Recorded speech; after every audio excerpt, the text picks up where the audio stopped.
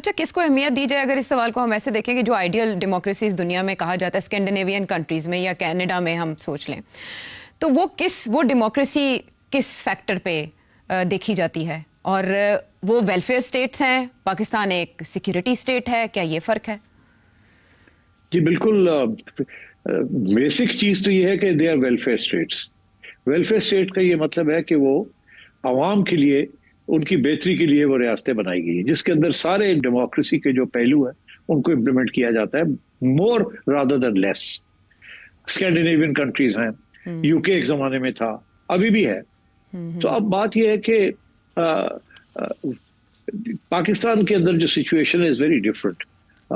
अभी यहाँ तो वेलफेयर स्टेट कभी बनी नहीं, वेलफेयर स्टेट नहीं बनी, सोशल स्टेट नहीं बनी, कैपिटल स्टेट भी नहीं बन सकी। क्योंकि अगर कैपिटल स्टेट बनती, जैसे इंडिया बन चुका है कैपिटल स्टेट, तो यहाँ भी 8-9% ग्रोथ होती, यहाँ भी हमारी जीडीपी जो है वो 10 गुना ज्यादा होती compare to what it is. यहाँ भी लैंड रिफॉर्म्स होते, यहाँ भी एक मिडिल क्लास डेवलप करती जिसके पास पावर होती, एंड सो ऑन। वो तो सिचुएशन नहीं है यहाँ। यहाँ तो अभी भी सेमी फ्यूडल, सेमी कैपिटलिस्ट किस्म के स्ट्रक्चर्स हैं यहाँ। तो इसलिए आई थिंक वो अंग्रेजी का मुहावरा है, the jury is out on this one. अभी तक इसके ऊपर कोई पक्की बात नहीं की जा सकती। ये जरूर कहा जा सकता है कि जमहूरियत, ज्यादा जमहूरियत इज बेटर देन लेस जमहूरियत। और अच्छा, पाकिस्तान में जब भी अच्छे दौर की मिसाल दी गई तो इमरान खान साहब की जुबान से हमने हमेशा सुना कि अयूब खान साहब का दौर, 60s का दौर पाकिस्तान के लिए इकोनॉमिकली बेस्ट था। तो तब किस चीज पे ज्यादा फोकस था सेठी साहब? देखिए, उस वक्त भी एक सिक्योरिटी स्टेट थी, मगर वो सरमायादारी का जैसे कहते हैं ना, बीज बोए गए थे। और वो इसलिए उससे कामयाब कहा जाता है क्योंकि उस वक्त पाकिस्तान के अंदर इकोनॉमिक डेवलपमेंट हुई, इंडस्ट्री लगी। सबसे अहम बात यह है कि इंडस्ट्री लगी और इंडस्ट्रियल ग्रोथ हुई। अच्छा, अब बात यह है कि ये तो एक पहलू है ना, इसके दो और पहलू हैं जिसकी तरफ तवज्जो नहीं दिलाई जाती।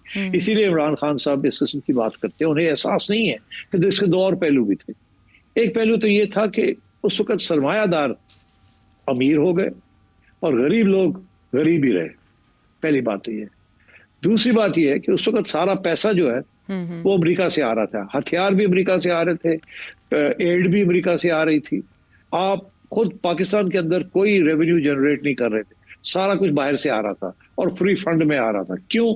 क्योंकि आप अमेरिका के एक एलाई बन चुके थे सोवियत यूनियन के खिलाफ, और आपको एक एंटी कम्युनिस्ट स्टेट बनाने की यहाँ बीज बोए जा रहे थे अमेरिका की तरफ से। तो इसका ये मतलब है आप तो किसी borrowed economic and political framework के ऊपर आप बैठे हुए थे। इसीलिए अमेरिका ने, उस वक्त के अमेरिका ने आपको सपोर्ट किया। आप उस वक्त के जो अमेरिकन अलायंसेस थे उनका हिस्सा बन चुके थे।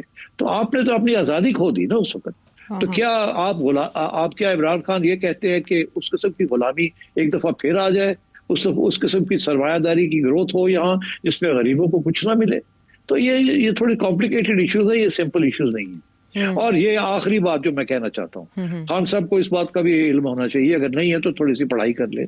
वो ये है कि अयूब खान के जमाने में बांग्लादेश या ईस्ट पाकिस्तान की अलहदगी के बीच जो थे वो बोए गए, क्योंकि उस वक्त से ये मामला शुरू हुआ। पहली बात कि आपने इतना सेंट्रलाइज कर लिया है पाकिस्तान को कि बांग्लादेश को उसका हिस्सा नहीं मिल रहा, और बांग्लादेश के अंदर एक नेशनलिस्ट तहरीक शुरू हो गई वेस्ट पाकिस्तान के खिलाफ कि सारा कुछ जो कुछ हो रहा है वो वेस्ट पाकिस्तान में हो रहा है, बांग्लादेश से को कुछ नहीं मिल रहा। इसलिए वहाँ एक तहरीक शुरू हो गई ऑफ सेपरेशन। तो मेरा ख्याल है ये बहुत अहम डेवलपमेंट्स थी अयूब खान के ज़माने की। बुनियादें देखना बहुत ज़रूरी है किसी अंडरस्टैंडिंग से पहले।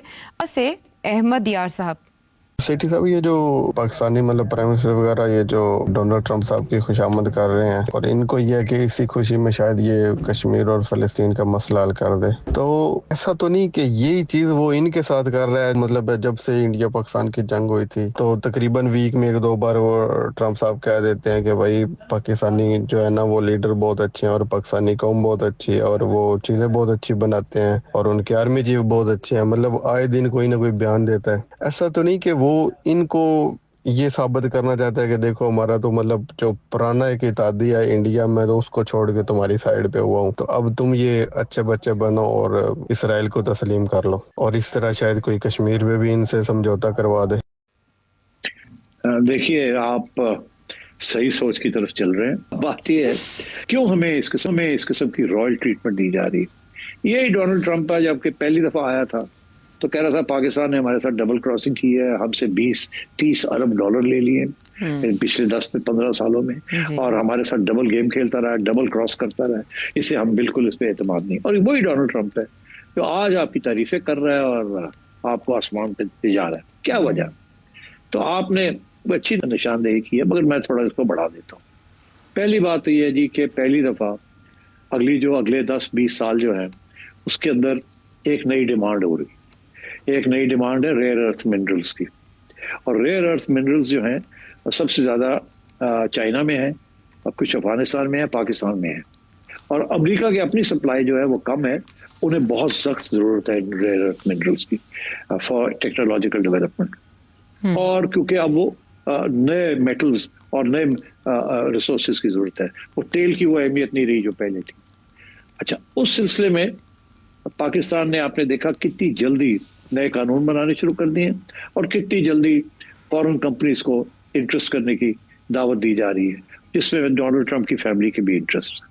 तो पहली बात तो यह है कि एस्टिमेट ये लगाया जाता है कि ट्रिलियंस ऑफ डॉलर्स, बिलियन नहीं, 1 ट्रिलियन जो है वो 100,000 बिलियन का होता है। वो कहते हैं ट्रिलियंस ऑफ डॉलर्स के रेयर अर्थ मिनरल्स हैं पाकिस्तान के अंदर, basically in KP province and in Balochistan province.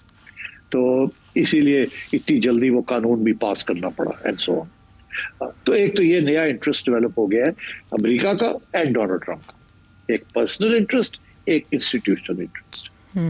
दूसरी बात ये है, and this is very important, कि ज्योग्राफी।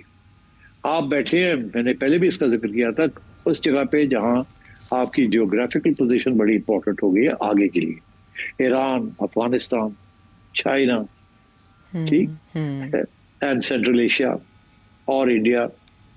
तो आई थिंक अमेरिका का जो इंटरेस्ट है दिस रीजन बहुत ज्यादा हो गया। अब वो एक स्ट्रेटेजिक इंटरेस्ट है, टैक्टिकल इंटरेस्ट नहीं रहा। तो that is the second reason कि आपके साथ अच्छे तल्लुकात रखने हैं, ताकि आपके साथ बैठ के कुछ डेवलपमेंट्स हो आगे जो होंगी उनके ऊपर नजर रखी जाए। और तीसरी चीज, मैं आपके साथ पूरा इत्तेफाक करता हूं कि वहां जो बात हुई है यही हुई होगी, और कोई एक्सप्लेनेशन नहीं है। कि देखिए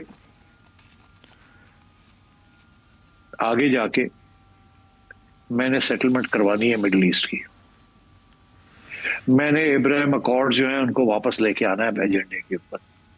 ये होने वाला था मगर गड़बड़ हो गई, नहीं हुए, अब हमने करना है। इब्राहिम अकॉर्ड्स का बेसिक मकसद ये है कि हर मुल्क, इस्लामी मुल्क जो है वो इसराइल को रिकग्नाइज करे, डिप्लोमेटिक रिलेशंस उसके साथ खोल दे, ताकि ये लड़ाई झगड़े खत्म हो कि जी इसराइल लीगल एंटिटी है या इलेजिटिमेट है। और उस सिलसिले में उन्होंने पहले 4 ममालिक को तैयार कर लिया था, और उसके बाद अब उन्होंने सबको तैयार करना है। और उसमें उन्होंने पाकिस्तान को भी ये कह दिया है कि देखिए अगर बाकी मुस्लिम ममालिक को हम मनवा लेते हैं तो आप भी तैयार हो जाए, आपको भी करना पड़ेगा। And I think, I don't know, I think हमारी तरफ से ये जवाब दिया होगा कि देखेंगे जब वक्त आएगा, अगर बाकी सब लोग मुसलमान ममालिक तैयार है ये करने के लिए, तो फिर हम तो बहुत दूर बैठे हैं। अगर वो लोग जिनके वेस्टेड इंटरेस्ट हैं उस रीजन के अंदर वो तैयार है, तो हमें क्या एतराज हो सकता है। इनफैक्ट अंदर की बात यह है कि हमें तो बड़ी सख्त तकलीफ होती है कि इजराइल ने इंडिया के साथ इतने अच्छे तल्लुकात बनाए हुए हैं कि ट्रांसफर ऑफ टेक्नोलॉजी भी हो रहा है, उनकी हेल्प भी हो रही है।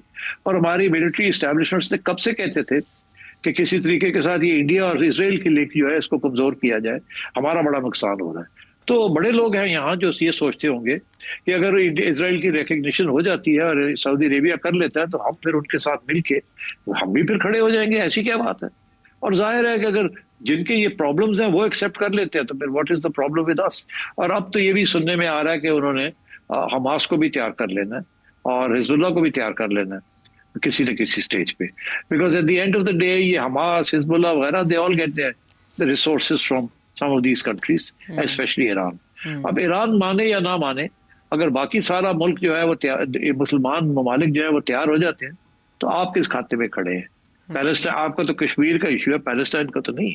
पैलेस्टाइन का तो मुसलमानों का इशू भी नहीं है वो, because Palestine is not only about Muslims, वहाँ क्रिश्चियंस भी हैं इन पैलेस्टाइन एंड सो ऑन। तो वो तो बना मुसलमानों का है, बिकॉज वो सारी जो रियासतें इसराइल के इर्द गिर्द देयर ऑल मुस्लिम स्टेट्स, इसलिए उसको मुस्लिम इशू बनाया जाता है।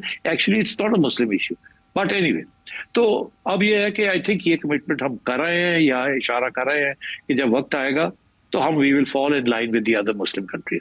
आप उनको मना लें, हमारा इशू नहीं। तो आई थिंक इस किस्म की बात डोनाल्ड ट्रंप के लिए और क्या चाहिए, यही अगर उसने कर लिया, इसराइल की रिकग्निशन कर ली, तो आप देखिएगा यही मुल्क जो है जो कि इसराइल का साथ देते हैं और अमेरिका का साथ देते हैं, जिसके अंदर ये नोबेल प्राइज वाली मुल्क भी है जी। तो वही उठा के डोनाल्ड ट्रंप को नोबेल प्राइज दे देंगे। तो मेरा ख्याल है ये समझ रहे हैं कि आगे जाते बाकी मुस्लिम ममालिक तैयार हो जाएंगे इसराइल की रिकग्निशन के लिए, और अगर जैसे वो होगा तो आप भी तैयार हो जाएंगे।